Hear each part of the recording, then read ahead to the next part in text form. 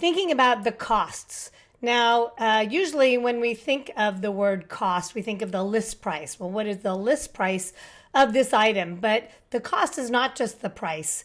It includes the cost of research, the cost of implementation, the cost of adoption. Maybe there's the cost of removal. And whether this is for your personal life or your professional life, let's dive more deeply into those other costs besides the cost of the list price. So, for example, I've been kind of noodling on getting a walking pad so I can walk while I'm working. I just came back from a vacation and walked a ton and want to keep walking. And so one is the research cost. Now, I don't know about you, but I just can fall down that rabbit hole of research. And whether I'm spending $100 or $1,000, I will spend hours researching and reading all the reviews.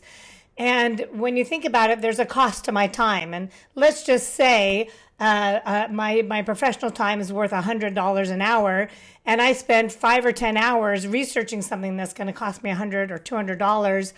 I've lost a lot of money. That's costing me a lot. And I learned from Rachel Provin. She did a great session at a conference in New York City about, is this a $10 task, a $100 task, a $500 task? Sometimes, we can spend hours researching to find the best deal to save $5 or $100, but we're spending hundreds or thousands of dollars of our time to do that research.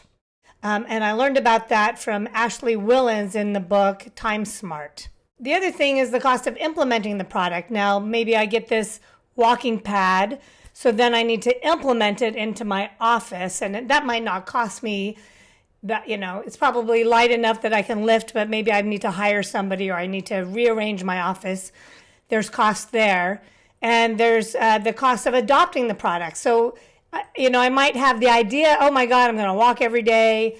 I'm going to lose weight. I'm going to get fit. I'm going to track miles and steps.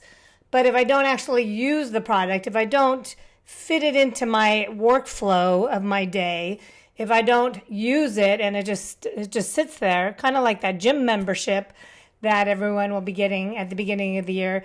If I don't use it, if I don't adopt it, if I don't change my behavior to integrate it into my lifestyle, then it becomes, a dead piece of material that I'm not gaining any value. So until I gain meaningful value, like adding additional steps, getting more fit, then I have not benefited, even though I did all that research and I learned all about all the benefits from that product.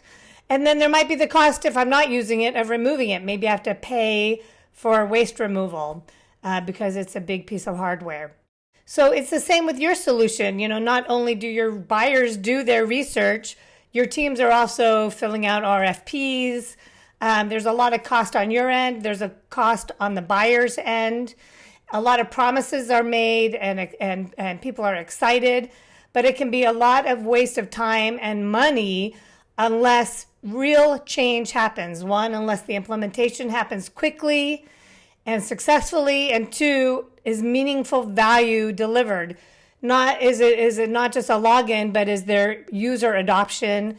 And are those users, do they know how to integrate that tool into their workflow?